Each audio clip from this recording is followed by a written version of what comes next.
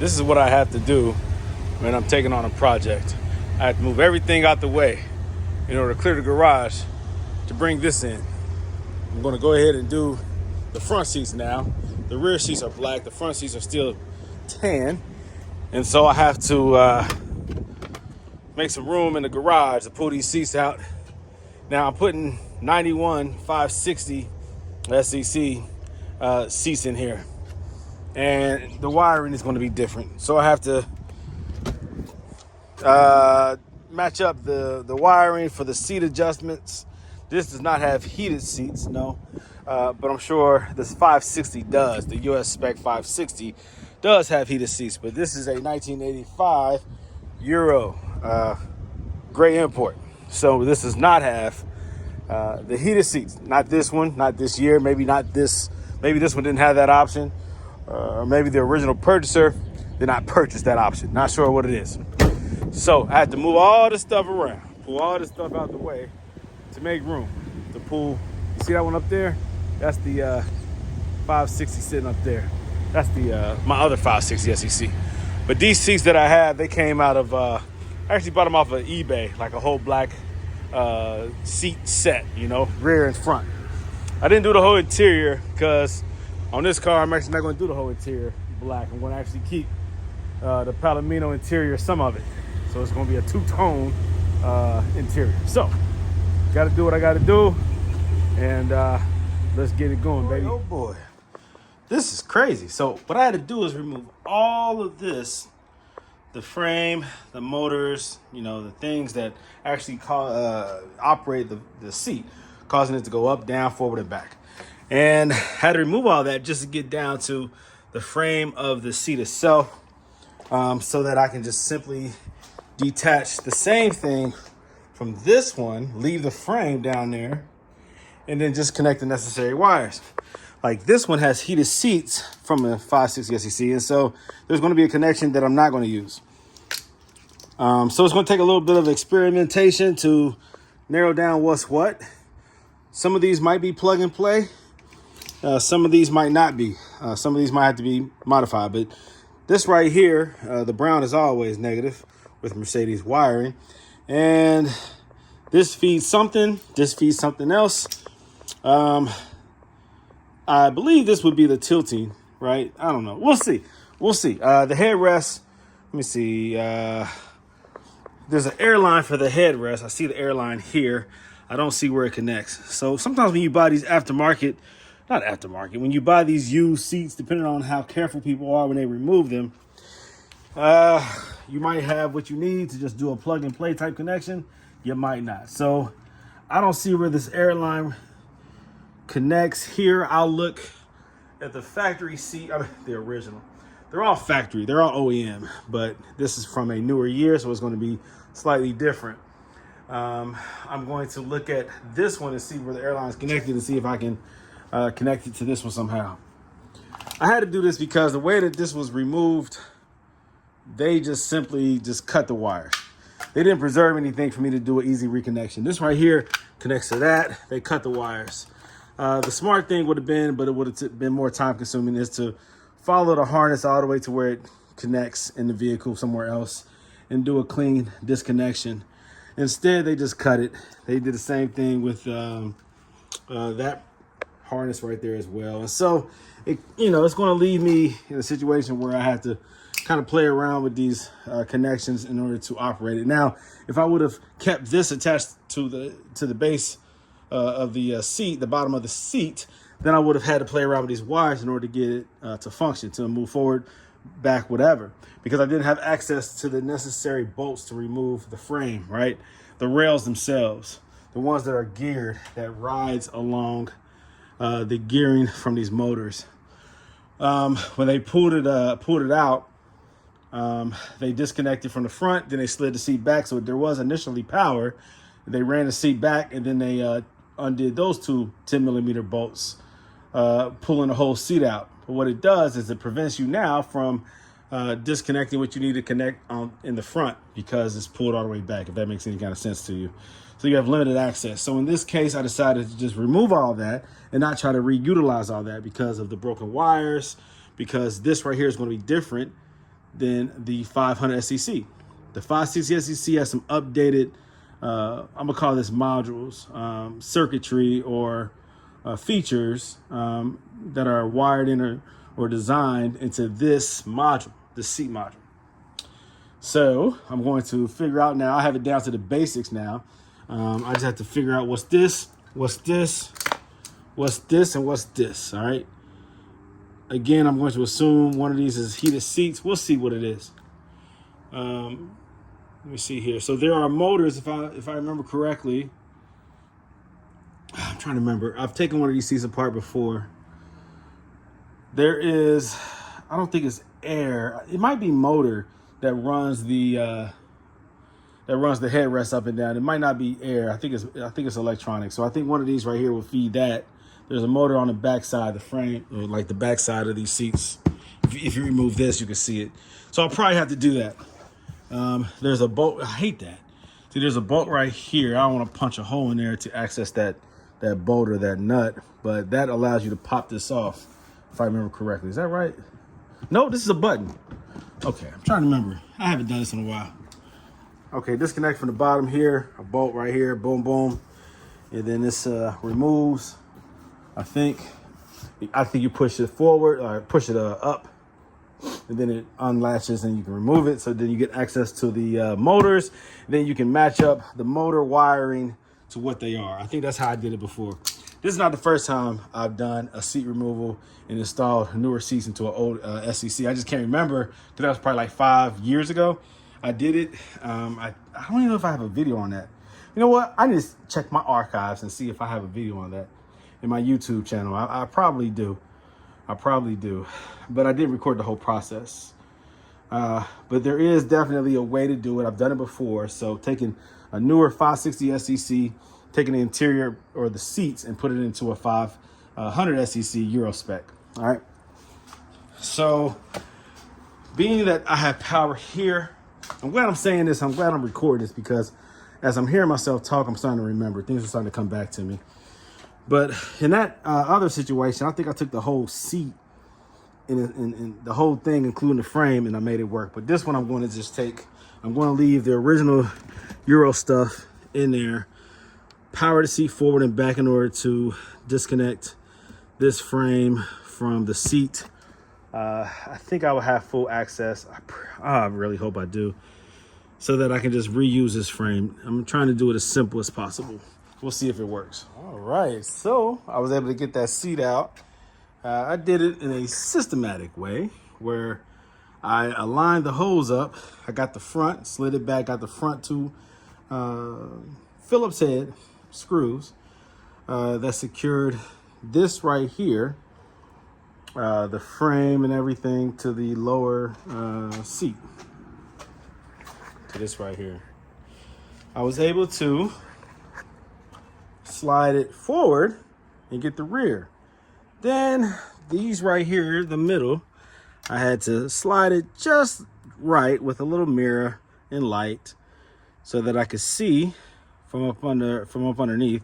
There's a hole, there's a cutout that allows you to line up that hole with where the actual screw is. There it goes. So that allowed me to get that middle Phillips head screw out of there. And then I had to remove the seat belt connector from the seat, the bracket. There is a locking clip that keeps it attached to a pin, and plus there's a 17mm nut that you have to remove. The airlines, there is a rubber connector, like this, like a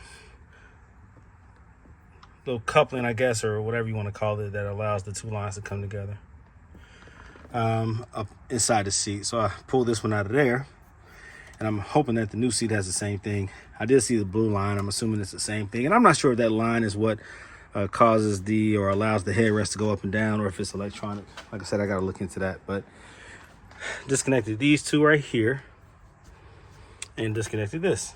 So I think those are Besides, oh, there's another. Well, see this line right here. There's two lines actually, a gray line and a blue line on the Euro seat.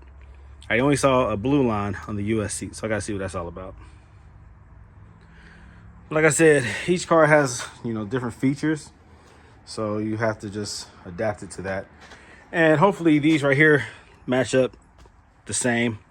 Hopefully they didn't change that, and hopefully this connects, and hopefully it's just maybe like one extra connection for the heated seats that this one does not have. So let me figure that out and get this seat installed. Righty, so I had the driver's side in, and it works.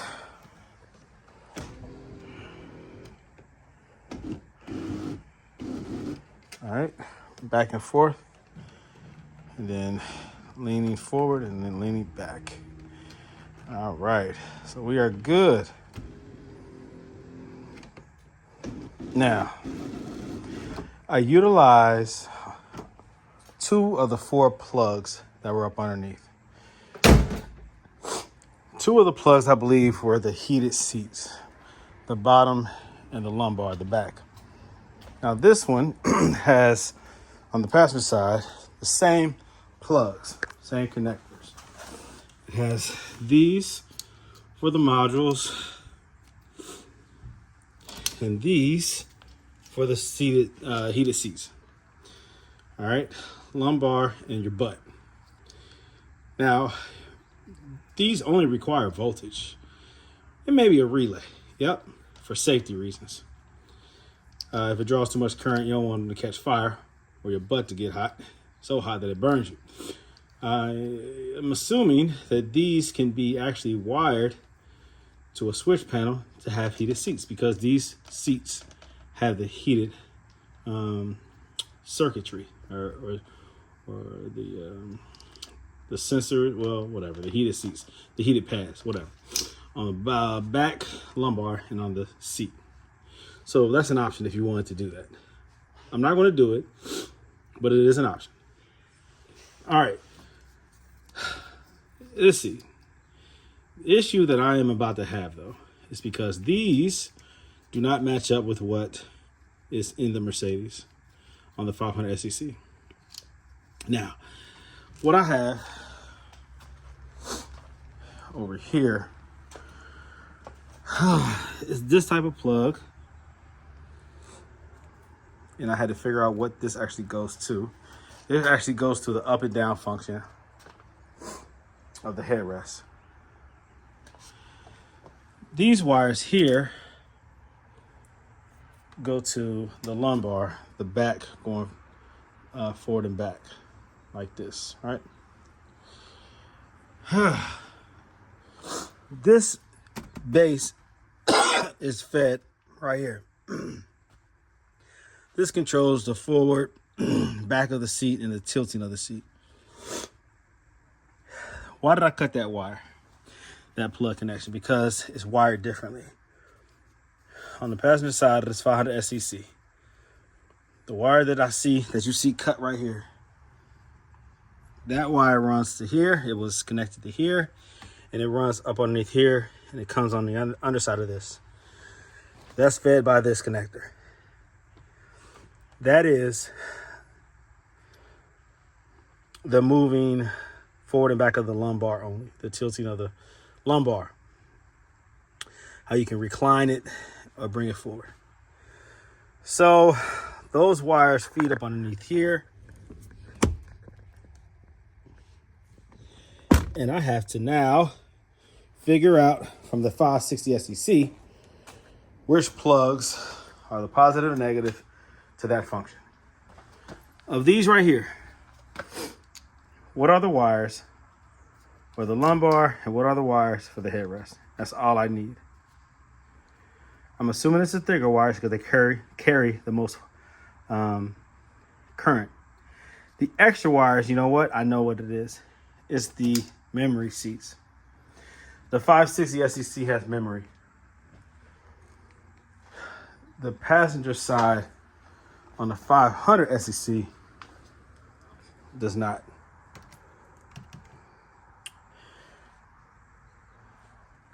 But on the driver's side, there is memory. On the 560 SEC, I would show you because I have one up the street. That has memory seats on the passenger and the driver's side. So that's what those extra wires are for. It's memory function. So just like that, I figured it out. I went on ahead and finished the installation with no distractions, just because I did have to figure out those wires, them being a different type of plug or connector. But fortunately, Mercedes, even though these cars were 6 years difference in years, and this is a 500 and the seats came out of a 560, the wire colors actually were, they actually matched. So the extra wires were actually from the memory. Again, this one has memory seats on just the driver's side, not the passenger side. So that's why the driver's side was plug and play. Passenger side was not. But the two main wires, the larger wires, those are the ones that carry the current. The smaller wires, they were for the memory, for the presettings, the signals to activate. So they didn't carry the higher current flow required to move the lumbar or the seat into position. Those were signal wires from the memory.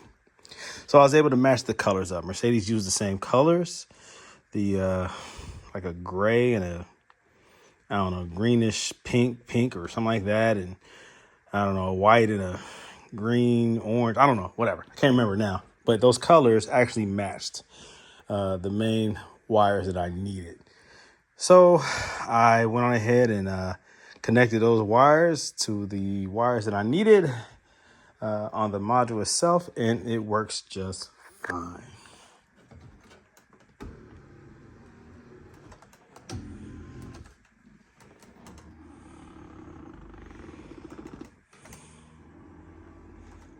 All right. So if you're wondering, can you take 560 US spec seats and install them into a Euro spec 500 SEC? The answer is yes. Yes, you can. This is Brandon Green, owner of Gold Element Autoworks. Thank you for watching. More content on the way. Just getting started.